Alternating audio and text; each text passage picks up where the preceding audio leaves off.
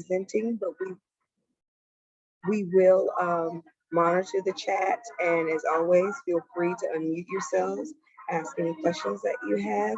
And from that, I will turn it over to you, Lynn. Thank you for coming today.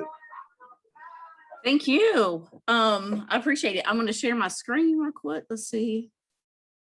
Make sure this is, here we go.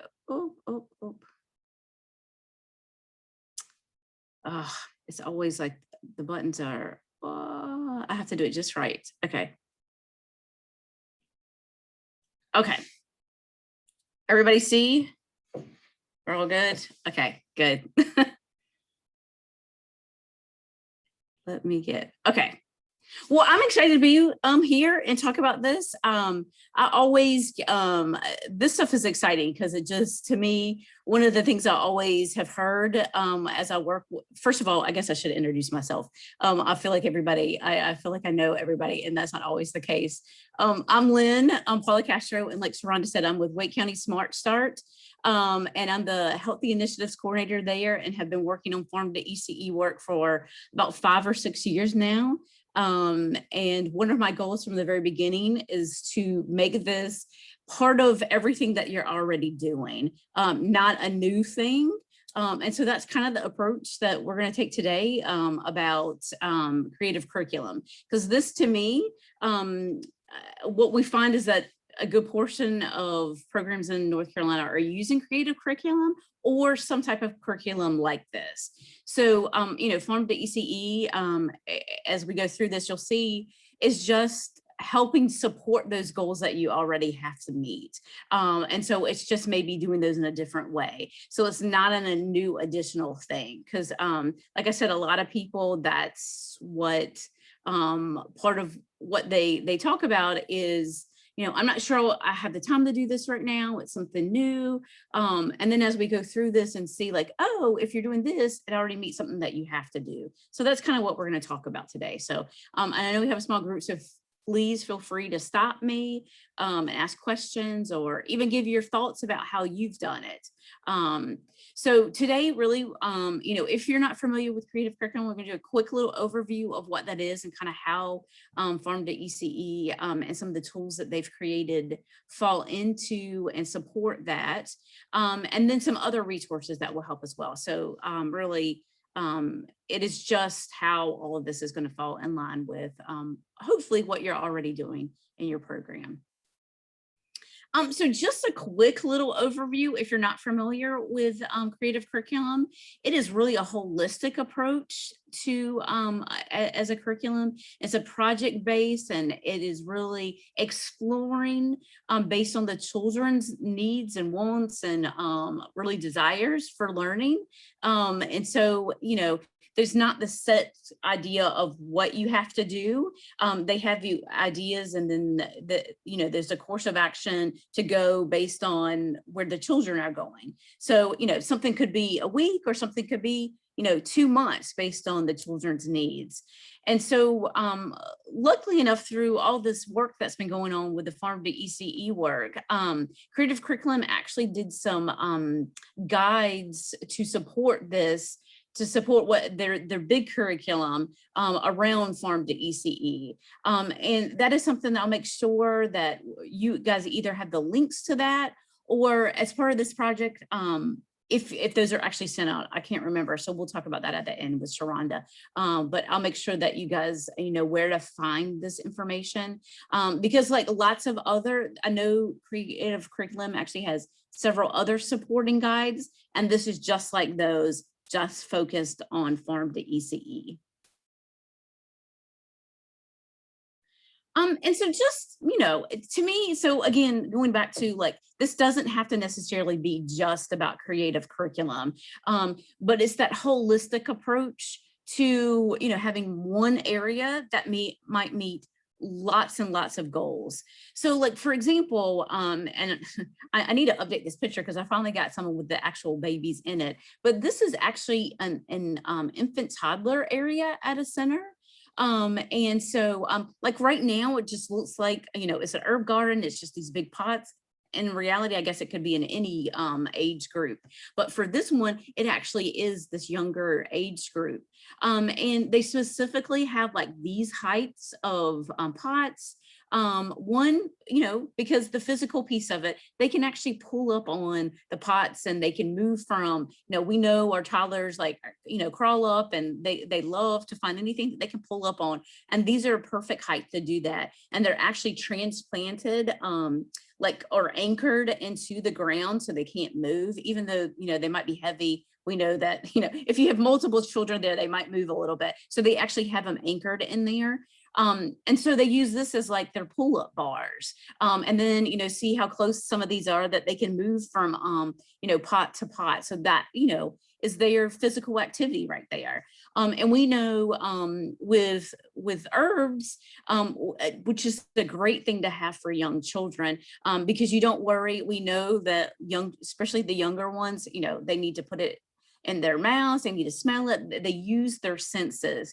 So using, herbs, it's okay if they pick it, if it goes in their mouth, it's edible. So it's not the end of the world. So, and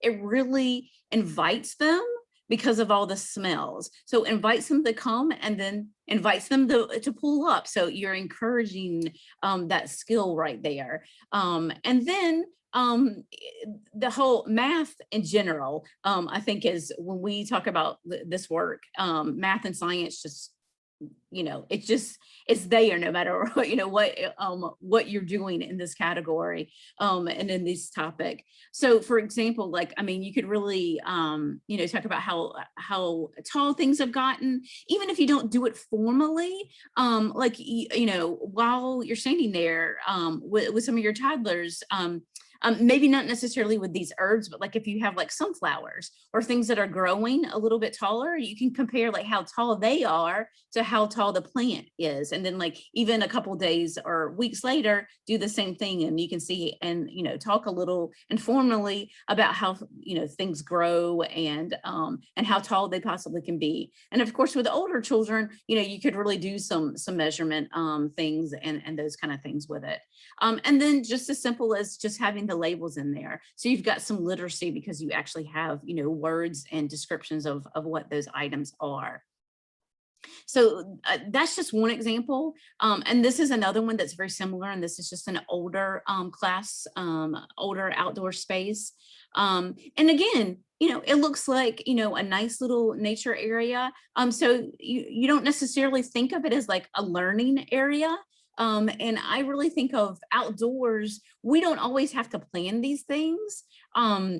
Because lots of times outdoors, we can't plan them. Like if we, for example, with this pollinator garden, because it's a pollinator garden, you're attracting, pollinators. So you're attracting your bumblebees, you're attracting hummingbirds, you're attracting other insects that, as a teacher, you can't necessarily plan for. You don't know when they're going to be there and when they're not going to be there, but it is a lesson right then when it happens. So you talk about it, and maybe add some things like the birdhouse that is going to help you. If you invite those animals there, then you might be able to talk about the life cycle of animals, the life cycle of plants.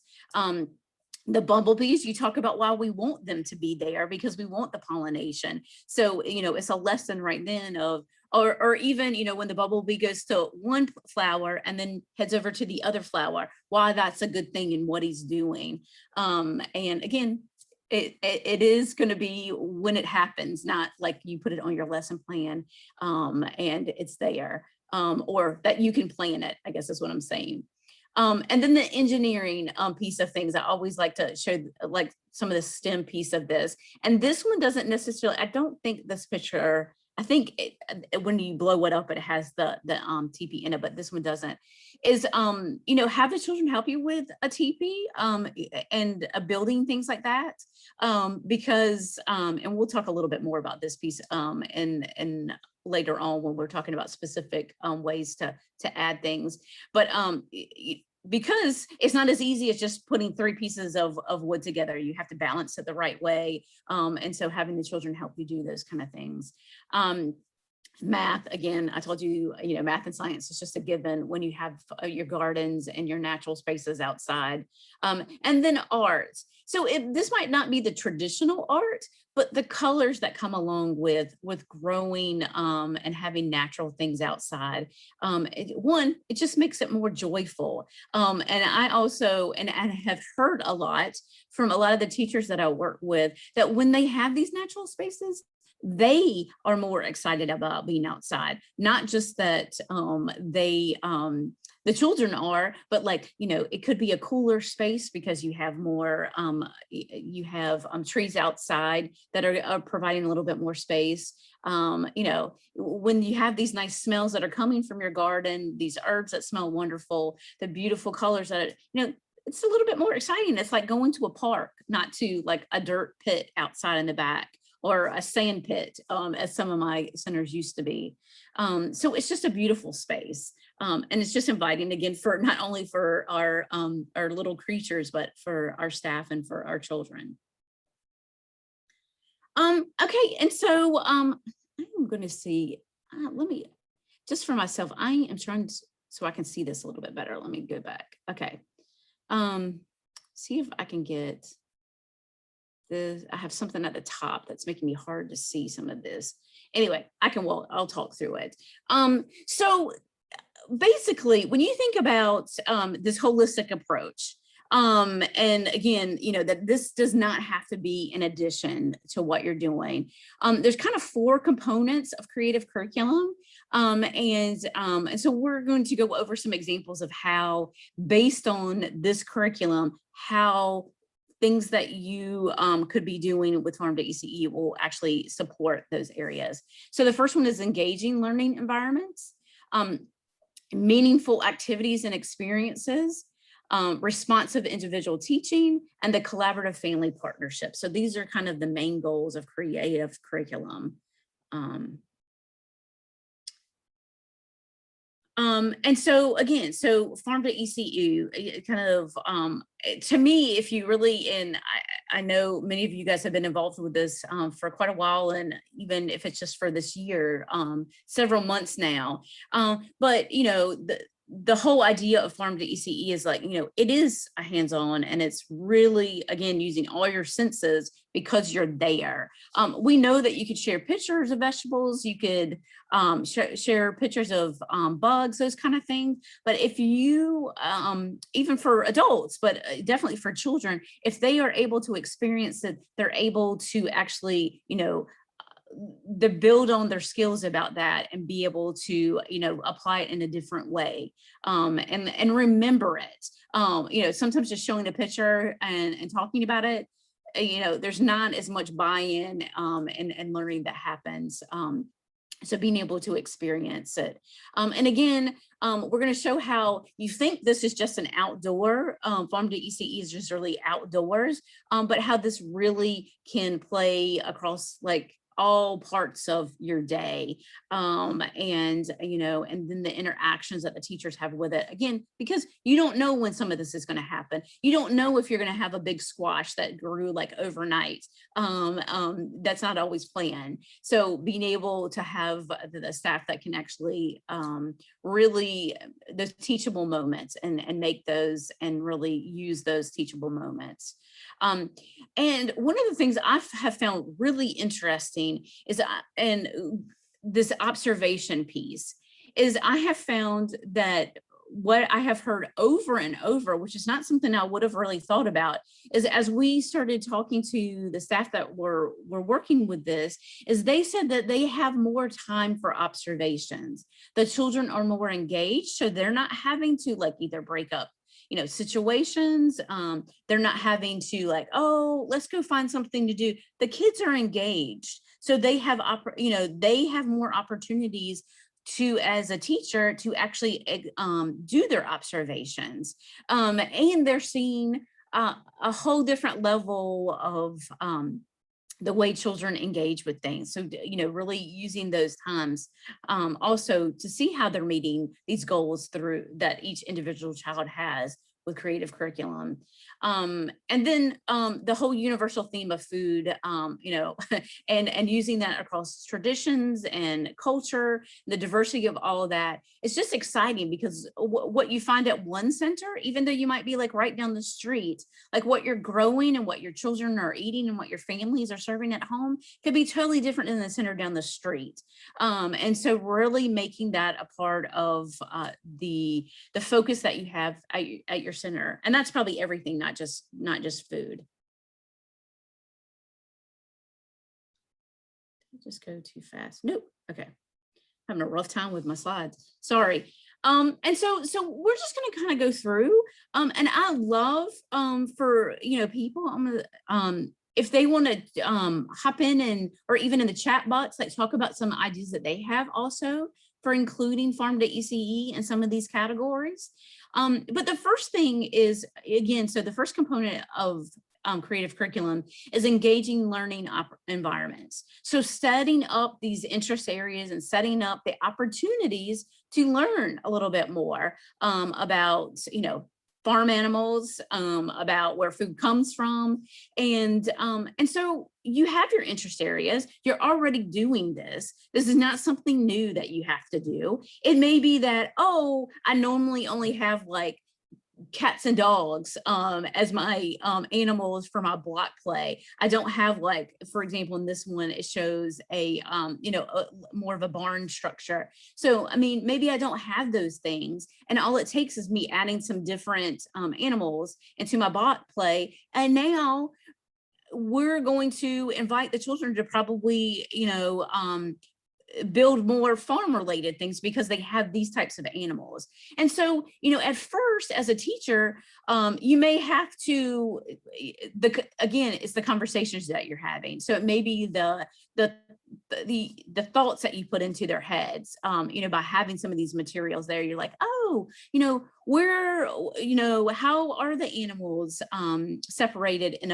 at a farm, what goes on at a farm, all those open-ended questions. And then they start building, like, what does it look like on the farm? Or if you just went to a farm visit, like, what did it look like? How can we build one ourselves? But it's just, again, having the materials there.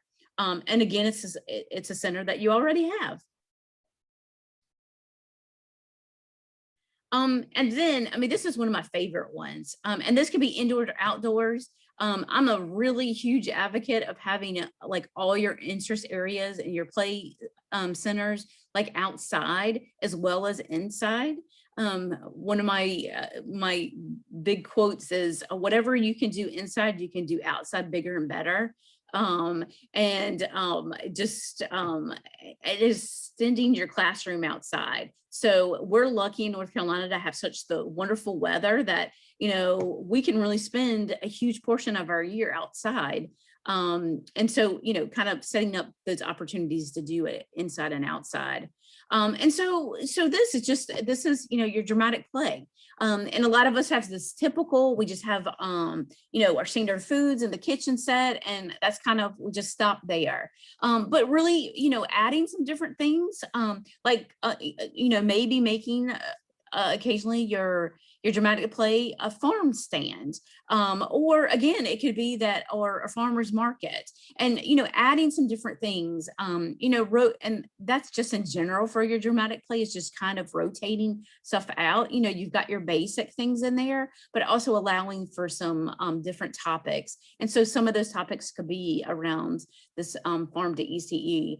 And I also say that even when maybe not even things that you necessarily rotate, but having like, for example, and I don't think I have a picture of this, but I'll share, like, so you may have like a pizza making or like a menu. So the children are going up, you have one person that's a server, and then you have one person that, is actually buying the food. And so on this menu, instead of like a standard pizza, maybe have like photos of some toppings that are fresh local items, like some bell peppers, or some red onions or mushrooms, things that you might not typically have because you have like the cheese and the pepperoni and those kind of things. And that's kind of where we stop with our toppings.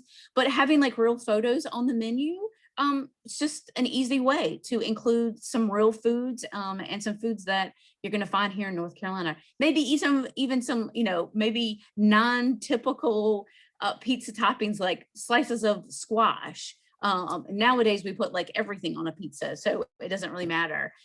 So just, being creative about how you're including that. And again, it is just something that you have. It's not something you have to think about, and you don't have to keep changing. And and the cool thing is actually having like maybe even a real farmer's market if you're actually growing things yourself. And so you could even have one that your families actually buy from, but the kids run it. And so having those things, or even having a few things that maybe that are available even just outside, and you creating this little market, and saying that they're actually selling their produce. And then science. So again, I can't say how much, obviously everything related to growing things and eating and nutrition are all, a part of the, what growing and having natural spaces is all about. So sometimes moving some of those things inside, or starting with them inside and going outside. Like for example, taking the opportunity, like these kids on the left are, they picked their grapes from their own garden and then they measured them that day. So it's a math and science skill right there, because they actually picked things. Having some of my centers actually have like large scales right in the garden space. And so like the job of the day is to pick. And so the child who picks actually puts it on the scale. And these are things that are actually going into the kitchen because it's going to go on the menu.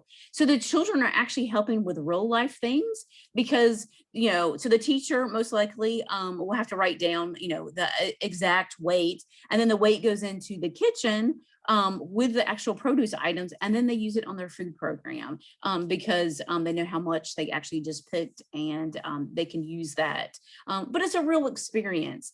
And to me, so many of the things that we do related to Farm to ECE are real life experiences. The kids have real jobs, and really, it's not a teacher-led thing. Again, I go back to the whole, what I heard when we first started doing this work was like, oh my goodness, I have to water this myself. We have to go pick the items. We have to, weed the area. You know what? Those are jobs that kids love to do. And I can't begin to tell you how much they love to do it. Sometimes so much that, well, in the hot, summer, we don't have to worry about the watering, but sometimes you have to watch the watering because they love to do that so much. And so having these, when you have a job of the day, lots of, the garden really invites those jobs of the days. You could be the picker, you could be the waterer, you could even be the person who writes down like how much you pick, those kind of things. So having those as real life experiences. And here on the right, I love to talk about this, and I just did a training for folks in Wake County that was really fun, is regrowing items, especially this whole thought these days on the no waste, and not wasting food. So not necessarily like some of these right here, I will say like the pineapple, I've been growing for about 3 years and have not produced a pineapple yet, but the plant itself, like my leaves keep getting larger. It's beautiful. And so, in a center, it would be in your science center. And not necessarily, I mean, yes, it would be wonderful if it actually produced something. But when it does, I hate to say the pineapple is only about this big. So it would really be a tasting. And I have heard that they really, really taste wonderful, but it's not going to be like that. You're going to have enough to actually put on everybody's plate. And then the other two things here are an avocado and green onions. And the avocado is really fun. And I don't have to go into details. We'll have to do another training sometime on all this regrowing. And then the onions are really fun because it grows like within 2 days. You just chop it off right below the white, like really low. And then within 2 days, you already have enough to use again. And this is a great, like, even if you don't feel like this is something like, oh, I don't feel like I'm a gardener, I'm not, just not quite ready for all of this. I call this the windowsill gardening, and it's just fun to watch. You don't necessarily always have to produce enough to, and the ultimate goal is for it to be on our plate. But sometimes, just watching it grow is definitely a learning experience as well. And then, all these other things that you have to have, we all, need to have these fine motor opportunities, have exploring opportunities, like have all these science games. I mean, we're all having to do the rated license. So these are things that you have to have.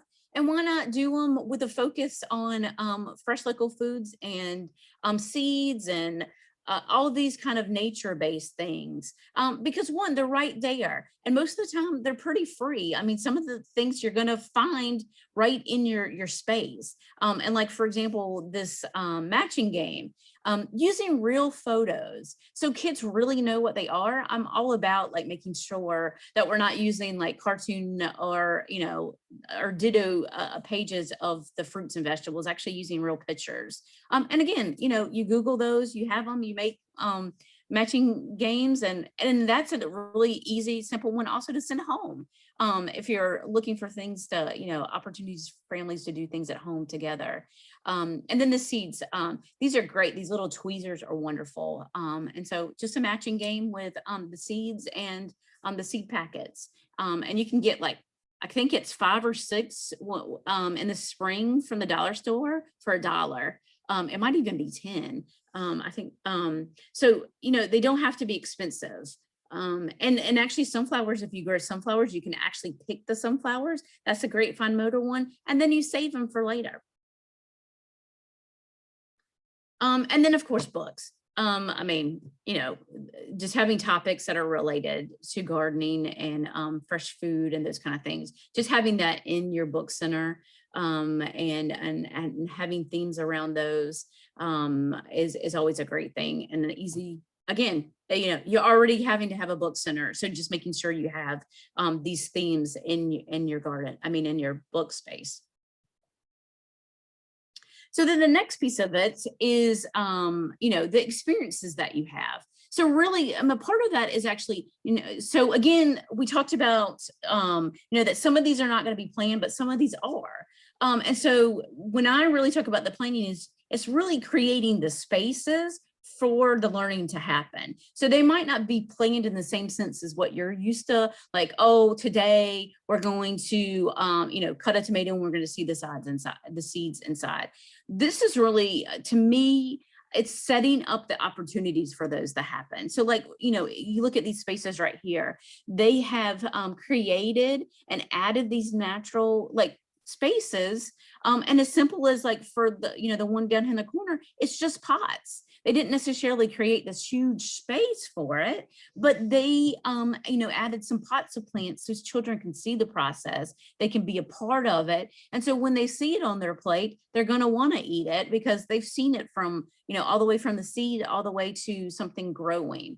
And sometimes the process, there's some of the plants that I think are, I'll share, like one of my favorites is okra. I love that plant because the flowers are gorgeous. They're these gorgeous purple flowers. Now, to me, I hardly ever can actually pick it at the right time for it to be tasteful because I always wait too long because I want it to get bigger. And then the longer you wait, okra doesn't taste as good. But the process and the plant and the pieces that came before, were wonderful, as well as, actually producing the food.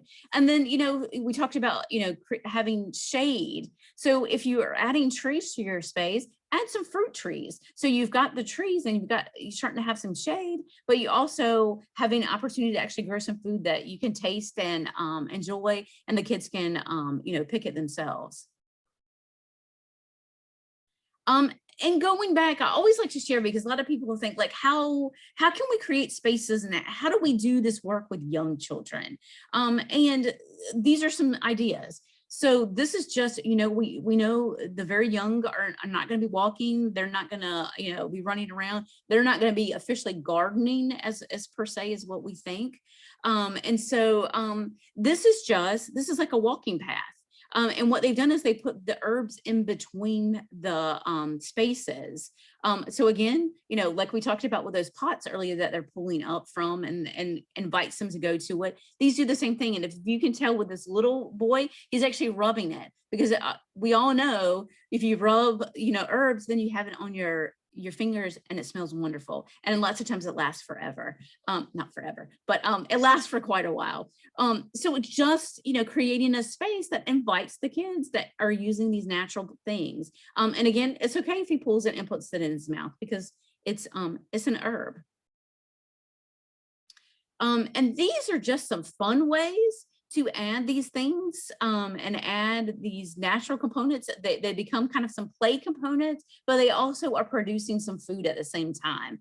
And again, we might not be producing enough that, you're going to have enough strawberries for all 100 kids that you have, but they see them, they may be able to have one of them, and then you serve some more local strawberries that you purchased. So, it's okay that you're not growing this huge, amount of food. That's not everybody's thing, and that's okay.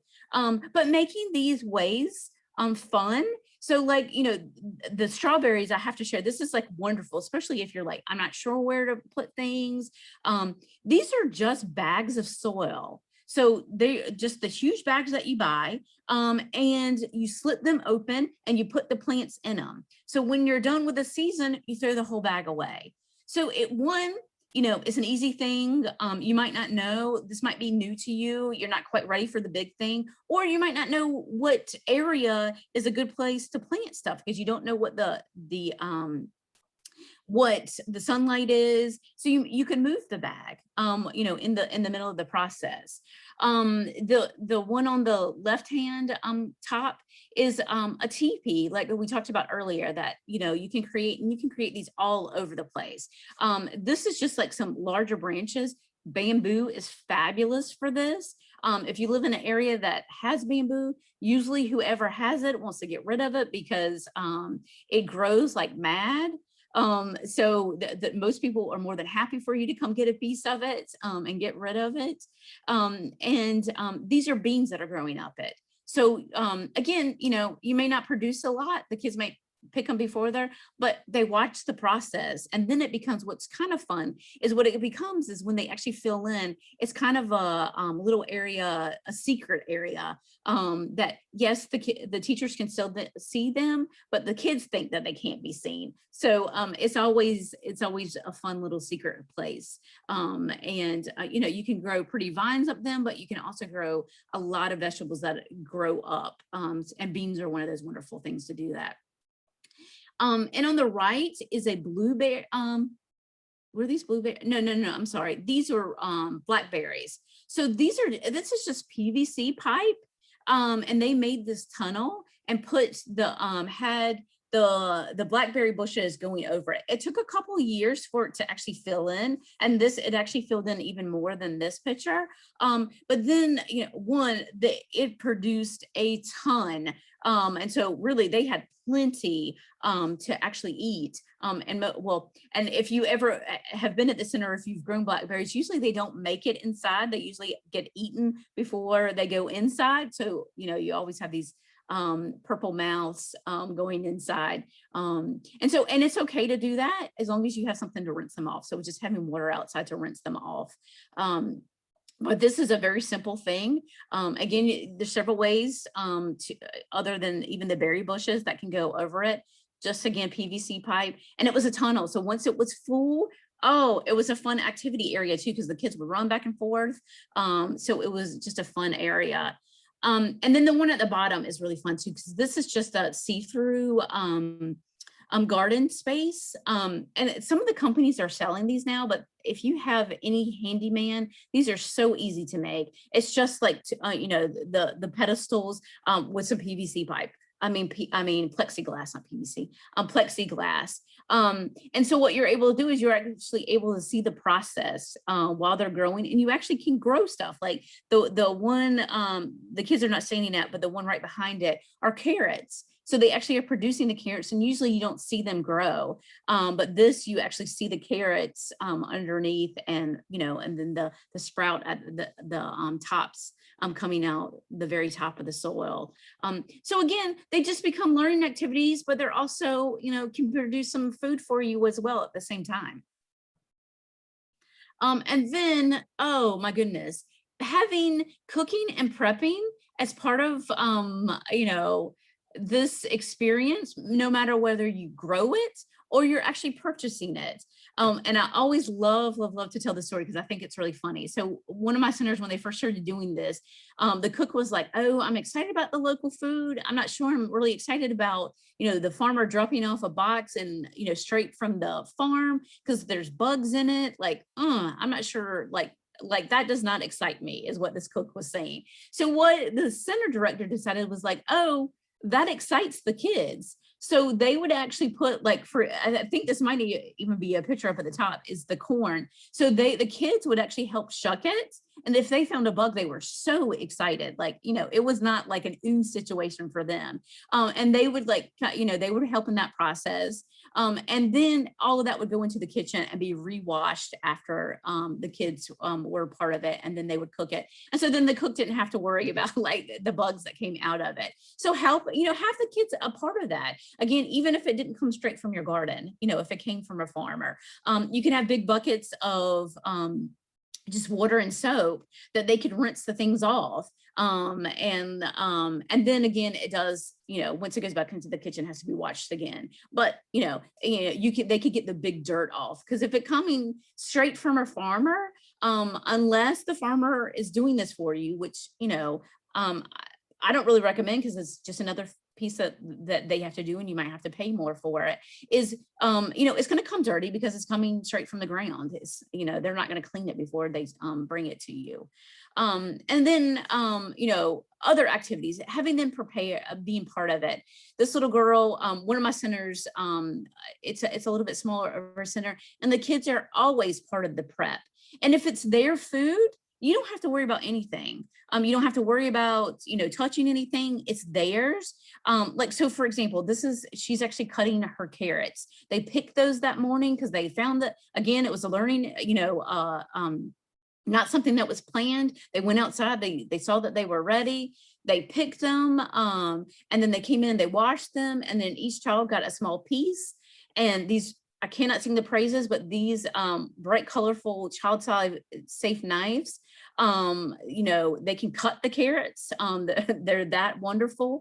And so the kids cut their own, they put it in a little bowl, and then that went into their salad that they were having for lunch. And so they were part of the process. And again, it wasn't something that they knew was going to happen that day. And didn't even know that was going to be on their menu that day. But they were part of that piece. And of course they ate it because they got to do all the things, from picking to, prepping to it being on their plate. And so just enjoy those.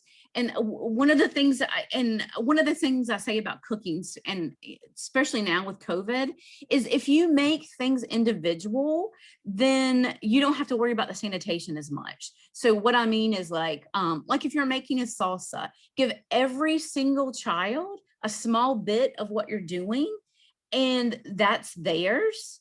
And so they prepare it, they eat it, and it's not anybody else's. So you don't have to worry about the sanitation stuff as much, because it's if they're preparing their own food, if they sneeze on it, it's their food. It's just like if they sat and ate their own meal. But if they sneeze on somebody else's, now that's a different story. But trying to make things individually, so you don't stress, because that's why I hear a lot of people don't cook, is because they worry so much about the sanitation of it. So trying to get around some of that and making it easier for yourself. And then being part of the, as I talked about earlier, you may not be so thrilled about the big garden experience, but having some of those experiences inside. And these are just a couple different ways to actually do seed starters. So all of these are things that you could do in your classroom. And if you're interested, and if that's what you want to do, is you can actually plant them outside once they've gotten bigger. Like the water bottles are great, because what you do is actually you put the holes in the actual the the screw top, you just use like an ice pick or something, and you put the water in the very bottom and it self waters. So which is fabulous, especially in the classroom. Sometimes you forget about those things. So having something that self waters, especially over the weekend, is great. And then using things that you have, like the to-go boxes or like the little packaging that your strawberries come in, to use to become like little terrariums. So you plant the soil and the seeds in them, spray a little bit of water, put them out. You don't have to water again because it creates its own water. And once you start seeing it sprout, then you take the lid out, or off, and you can let it grow for a little while longer and let it get stronger. And then you can plant it outside, or you can send them home. This is a great thing to send home too. So they can be growing things at home as well. And so then the next piece is the individualized teaching. So creative curriculum is really focused on, objectives for each child. So I'm just going to go through, making sure we're on track for time. I'm going to go through a couple examples of how, some of the things definitely meet those objectives. Again, with doing nothing but, things that you already need to have these goals for these children. So objective 3 is participating cooperatively and constructively in group situations. Gardens are a great opportunity for that.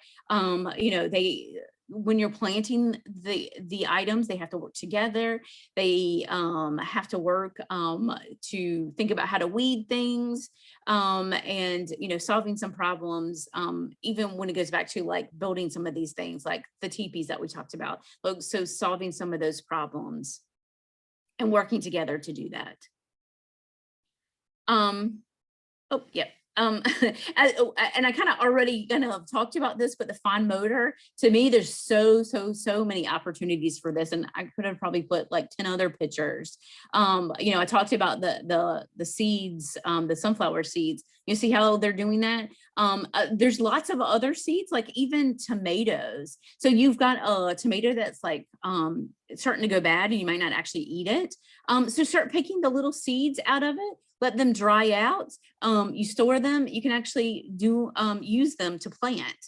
I will say that those don't always produce things, but it's a learning experience. And so it will grow a plant. It might not actually have like, it might not always produce the tomatoes. But like, so apple seeds, like anything that has a seed inside, children can pick those seeds out and you let them dry out, put them in a container, and you can use those, even if it's just for a learning experience to grow something, and maybe not produce anything. Having children serve their own food, so the tongs that go with it, is wonderful because we know that all the fine motor skills lead to reading, writing, and so being able to hold a pencil, all the chopping, oh my goodness, yes. They have to know how to hold that right and, use their pinchers and all that kind of stuff. So just, and again, these are real life experiences. So it's not like sitting down, well, let's hold our pencil the right way. Let's do this ditto sheet. Once you get to the point where they need to hold the pencil, they have the strength to do it because they've done these other activities. And going back to the cooking piece of it, and having, this is objective 11, and they have to follow complex language and follow directions. Using recipes and using these visual cards are a great way to easily, they have to follow directions or the recipe's not going to come out the right way. So, doing it in a simple way, not having all the words, but having photos. So any child at any level can really watch it and do it. And they learn the complex, having the words with it helps them, attach the language piece to it as well.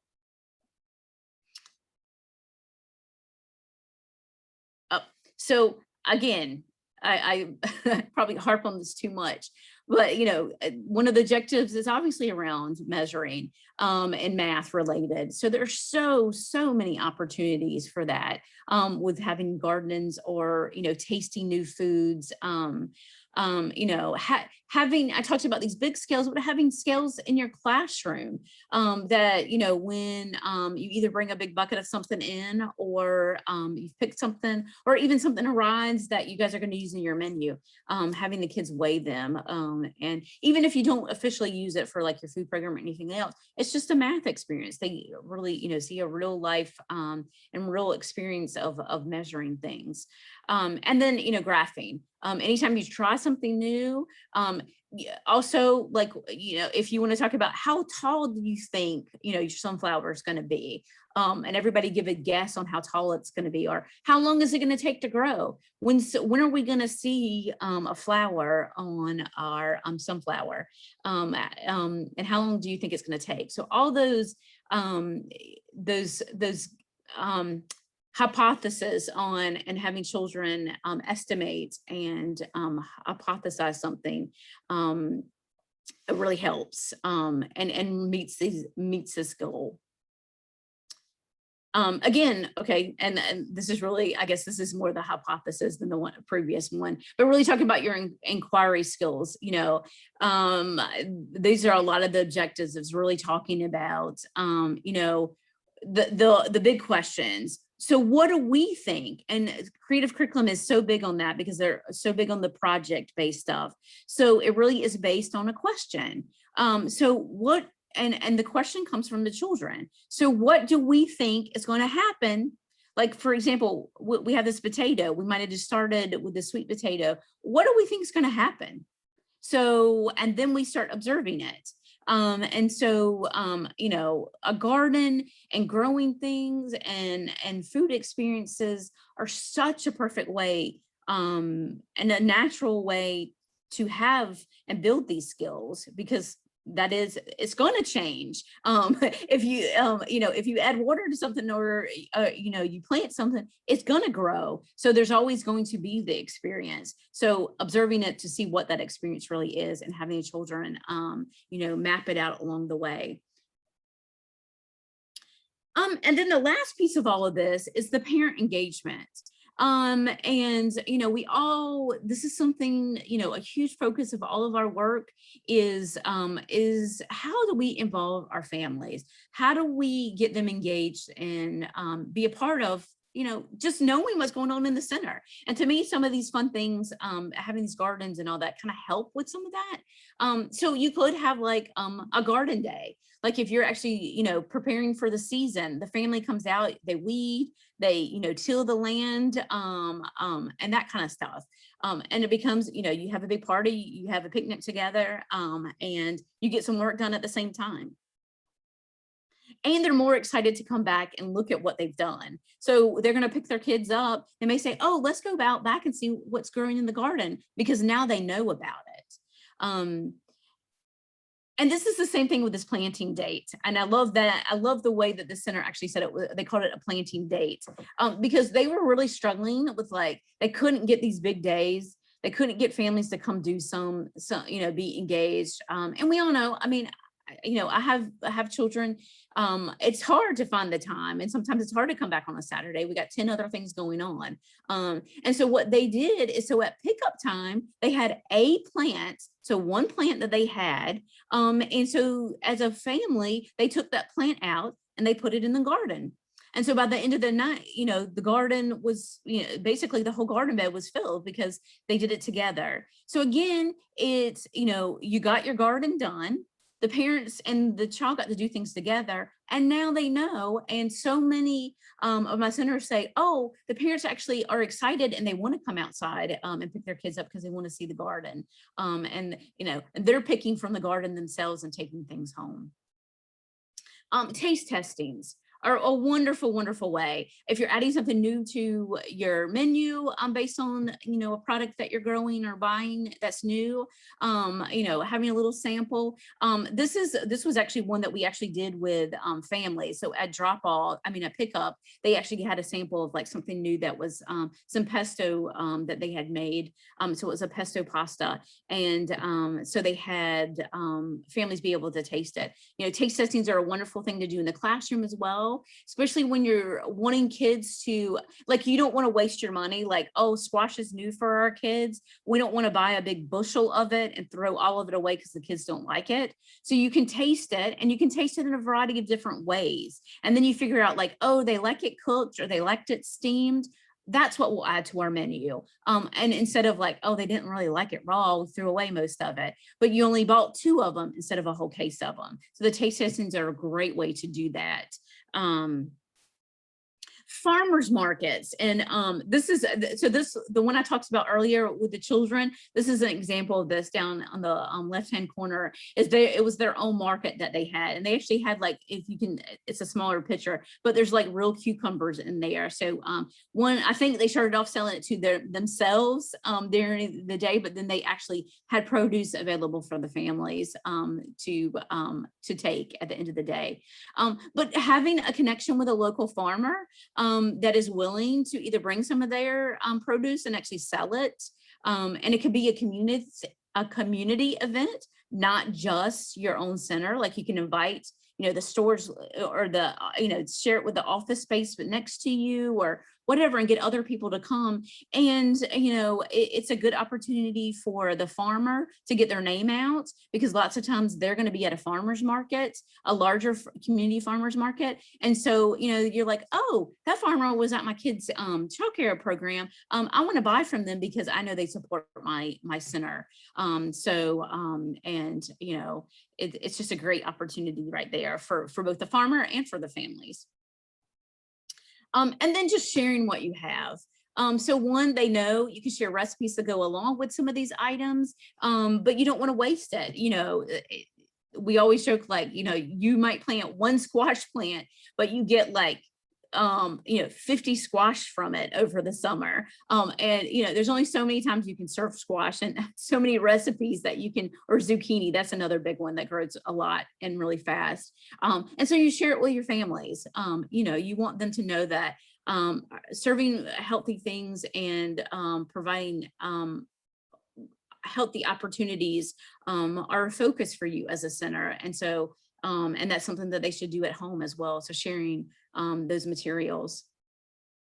And so then I'm going to end. So we have a little bit of time for questions. There are so many wonderful resources that make this happen. And I talked earlier about the creative curriculum.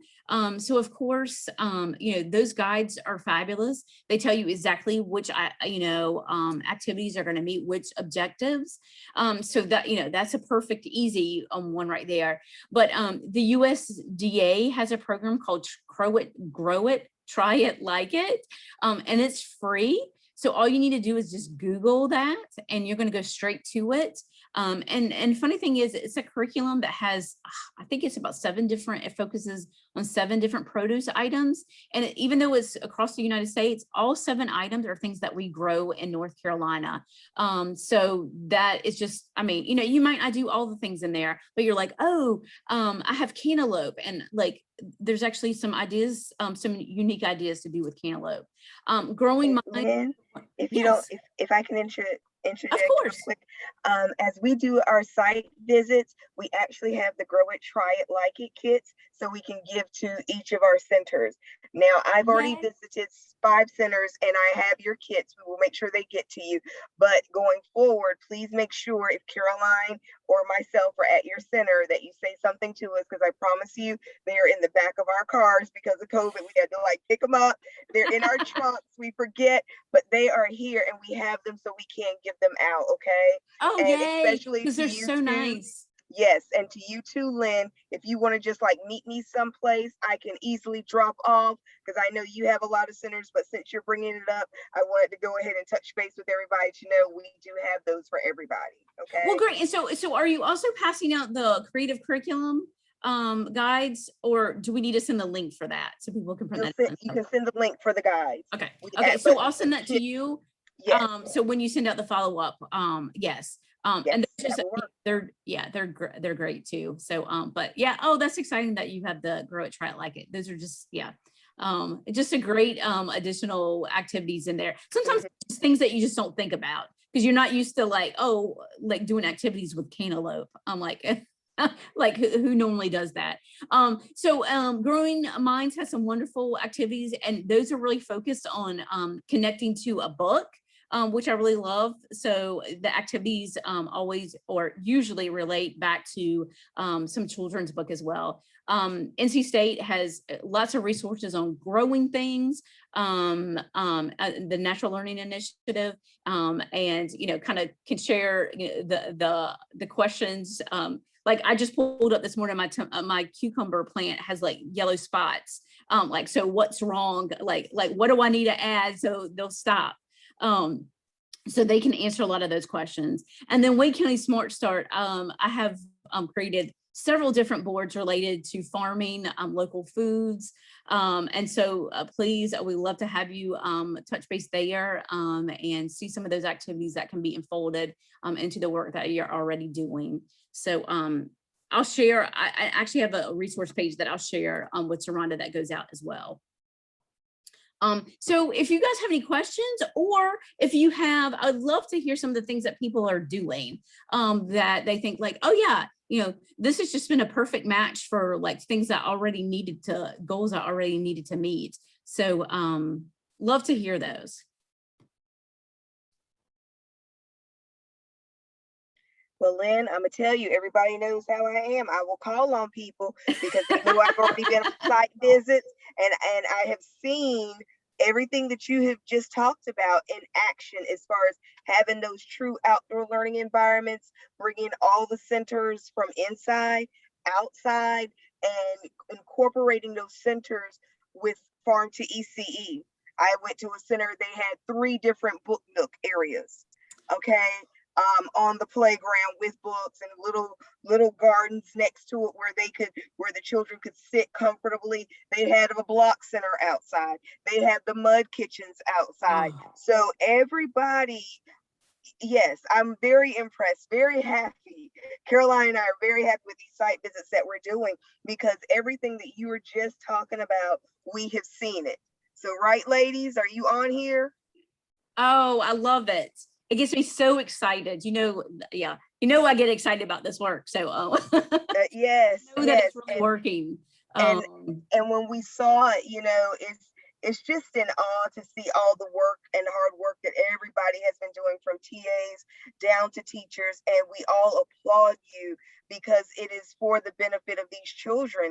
And I think the biggest piece for me is because I've been in early childhood for so long, is that I can tell when you go into a center and people have staged things and trying to get children to say or do a certain thing, and that's not it. These children are living this every day. In where I went to go visit, they would talk to me about what they liked and what they did not like, but they didn't do it in a disrespectful manner. They talked about how they tasted something, and they could tell me the textures. They could tell me if it was sour or bitter. They could tell me I would prefer to do this versus this. And I'm just hearing like just the language skills too with these children, that they are developing true conversational skills, and they're able to say, I prefer this versus this. That's wonderful in itself too. And like, definitely. Yes. Well, and so I have to share, because especially right now with all the COVID, and I know we're probably getting close to time, but yeah, I think, and I have tried to see the positives and what we can learn from this horrible experience. But one of the things I think we've learned is that being outdoors is so important. So yes, we're going to get over this, but having these spaces. So now, if you have spaces outdoors, you can still have your centers, but you're not going to worry about germs as much because you have these spaces and you're outdoors and able to spend more time outdoors, because flu season is going to come every year. Right. And so, it's going to be the same thing. And so if you have created these spaces, then we might not worry about some of these things as much. So now we know the importance of it a lot more than we did. Yeah. Oh, I'm so excited to hear all that. Yeah, yeah. Like I said, I'm taking lots of pictures. I can't wait to see all this. As soon as I hop off of here, I'm in Goldsboro. I'm getting ready to see a center in Goldsboro, and then I'll leave and go to Greenville. And so yesterday, Caroline hit Chatham County and Orange County. So they did 7 yesterday, Oh, and wow. very impressed with everything going on. It's just like these pictures that you're seeing right here. Everything is lush. The kids love it. I mean, they had in Robinson County, they had a pear tree that was over their gardens, and the children talked about the pears. One got a pear that was ready, one got a pear that was not ready, and she And was they know. yes, and she was upset about that and was able to tell me about that. And the other girl just said, "Well, my pear tasted sweet. It was really good." So these are the things that we love to hear. So, like And again, Steph, it's all like, Tasha, yeah, and it just goes back to all those other goals. So I'm glad to hear that it's in action. So I can't wait to see everything. So I appreciate all the work that you guys are doing. It really is making a difference in our young children, especially right now. it is. It really, really is. And with that, we are at the top of the hour. We want to thank you as always, but with what Lynn just said, it's very important taking our children outside, getting those hands dirty. And that's important because of their social emotional health and well-being. And we will discuss that a little bit more next week in a 2-part series on next Tuesday and Thursday. So just talking about what Farm to ECE does as far as helping with those social emotional skills with our babies. Okay. So if you have anything else, we will end everything. Emma will send out today's recording to everybody that attended with all the information. And again, please don't forget, when you see Caroline and myself at your centers, we do have kits in our cars. Okay, they may not be visible, but they are in our cars, and we need to get rid of them and give them to you guys. That's what they are for. Okay, not for me to be lugging around boxes of kits, but to give them to you to utilize. So thank you as always. Anything else from the audience? All right. If not, Lynn, as always, thank you for all the information. It was great to see Thank you you and for have having me. you. And we will get together. Just send me an email as to what would work. And like I said, I don't have any problem because I think you have like 9 centers, right? Okay. Something like that. Okay. Yeah. So I have all your stuff for you. Okay. Okay, great. Thank you. All right. You're welcome.